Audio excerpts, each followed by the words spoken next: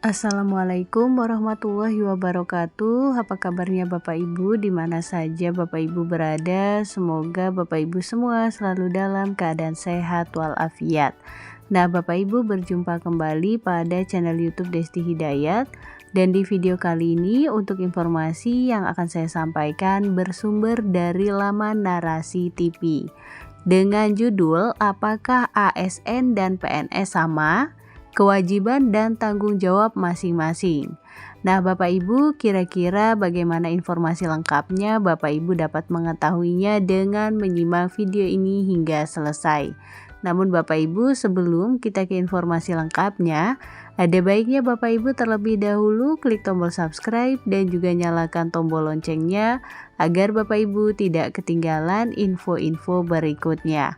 Dan nantinya jika dirasa informasi ini bermanfaat, Bapak Ibu dapat men-share agar tersampaikan kepada yang membutuhkan. Baik Bapak Ibu, mari kita ke informasi lengkapnya. Nah, Bapak Ibu, mungkin bagi Bapak Ibu yang sudah mengetahuinya, hal ini sudah tidak asing lagi ya. Bapak Ibu sudah dapat membedakan apa itu PNS, apa itu ASN, dan apa itu P3K. Namun Bapak Ibu, untuk diketahui bahwa ASN dan PNS seringkali disamakan oleh masyarakat luas. Namun sebenarnya keduanya memiliki perbedaan yang signifikan. Untuk diketahui Bapak Ibu, ASN merupakan istilah yang mencakup seluruh pegawai yang bekerja di lingkungan pemerintah, termasuk di dalamnya PNS dan P3K. Menurut Undang-Undang Nomor 5 Tahun 2014 tentang ASN, ASN didefinisikan sebagai profesi bagi pegawai yang bekerja pada instansi pemerintah. Sedangkan PNS adalah warga negara yang telah diangkat secara resmi sebagai pegawai ASN dengan status permanen. Bapak Ibu, berikut status kepegawaian dan pengangkatan. Pada dasarnya, PNS memiliki status kepegawaian yang lebih tetap dibandingkan ASN. Karena PNS diangkat untuk menduduki jabatan di pemerintahan secara permanen oleh pejabat pembina kepegawaian. Sedangkan ASN dapat mencakup pegawai yang statusnya sementara, seperti P3K. Dengan demikian Bapak Ibu, dapat disimpulkan bahwa semua PNS adalah ASN, namun tidak semua ASN adalah PNS. Kemudian, apa saja kategori pegawai dalam ASN? Nah, dalam ASN Bapak Ibu, terdapat dua kategori utama, yaitu PNS dan P3K.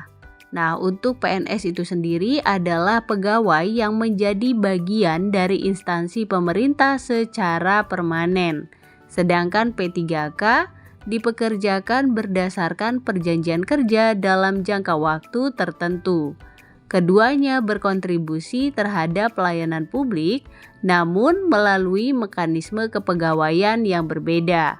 Hal ini menjadi penting untuk diperhatikan dalam memahami struktur dan manajemen sumber daya manusia di bidang pemerintahan. Berikutnya prinsip dasar ASN. ASN memiliki tanggung jawab dan kewajiban yang harus dipenuhi dalam menjalankan tugasnya. Kewajiban ini mencakup kesetiaan kepada Pancasila, Undang-Undang Dasar 1945, dan negara. ASN harus melaksanakan nilai dasar ASN dan kode etik yang telah ditetapkan, guna memastikan integritas dan profesionalisme dalam pelayanan publik. Berikutnya, tanggung jawab terhadap negara. Sebagai petugas publik, ASN dituntut untuk melaksanakan 6 prinsip dasar, yaitu melayani dengan baik, bertanggung jawab atas tugas, dan menjaga netralitas. Selain itu Bapak Ibu, mereka juga akan dikenakan sanksi jika tidak mematuhi ketentuan yang berlaku.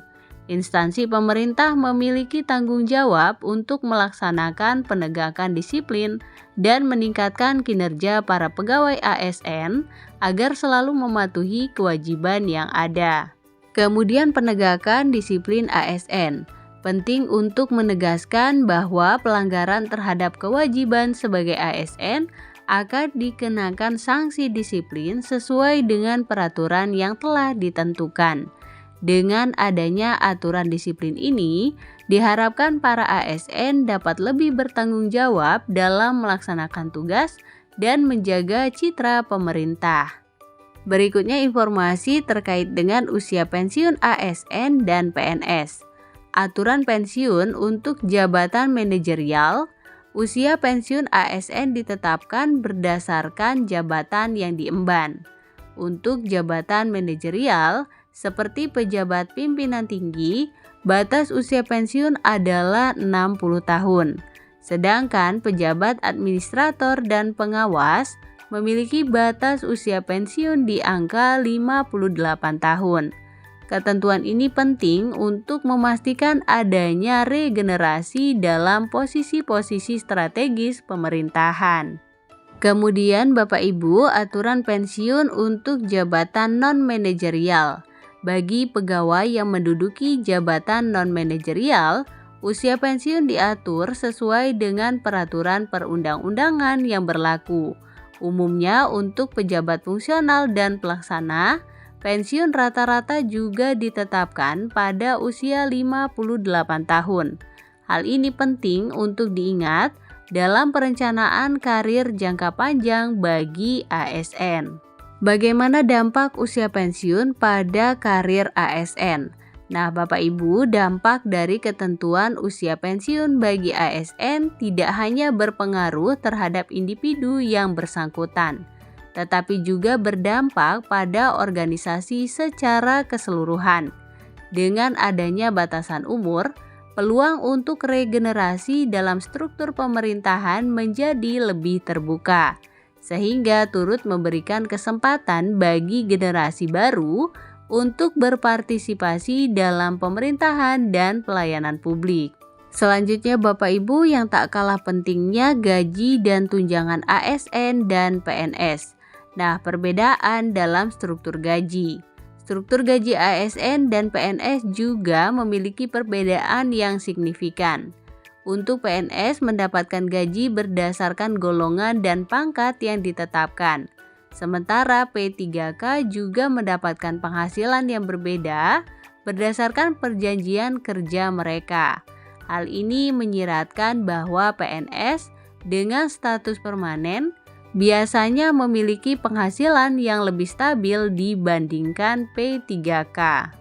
Nah, bagaimana dengan tunjangan dan fasilitas lainnya? Selain gaji, ASN dan PNS juga berhak atas berbagai tunjangan dan fasilitas lainnya. Misalnya, tunjangan jabatan, tunjangan beras, dan tunjangan lainnya yang bersifat tambahan. Namun Bapak Ibu, nilai dan jenis tunjangan ini dapat berbeda-beda tergantung pada kebijakan instansi masing-masing. Selanjutnya, kebijakan gaji P3K dan PNS. Setelah perubahan kebijakan yang terjadi, pembayaran gaji untuk P3K semakin diperhatikan dengan adanya penyesuaian yang dilakukan pemerintah. Gaji dan tunjangan P3K mulai mengalami peningkatan dan penyesuaian yang dimulai pada Januari 2024. Diharapkan dengan adanya kebijakan ini akan mendorong motivasi kerja P3K untuk memberikan pelayanan terbaik bagi masyarakat. Nah, Bapak Ibu, secara keseluruhan, pemahaman tentang perbedaan antara ASN dan PNS meliputi aspek kepegawaian, kewajiban, usia pensiun, serta kompensasi finansial. Hal ini penting bagi masyarakat dan para pelaku dalam sistem pemerintahan untuk mengetahui serta menghargai peran masing-masing dalam pelayanan publik yang berkualitas. Baik Bapak Ibu, demikian tadi informasi yang dapat saya sampaikan. Semoga dapat dipahami, bermanfaat, dan juga menambah wawasan bagi Bapak Ibu semua. Jangan lupa Bapak Ibu untuk share video ini agar tersampaikan kepada yang membutuhkan. Berikan like pada video ini, klik tombol subscribe, dan juga nyalakan tombol loncengnya agar Bapak Ibu tidak ketinggalan info-info berikutnya. Terima kasih Bapak Ibu, salam sukses, salam sehat selalu. Assalamualaikum warahmatullahi wabarakatuh.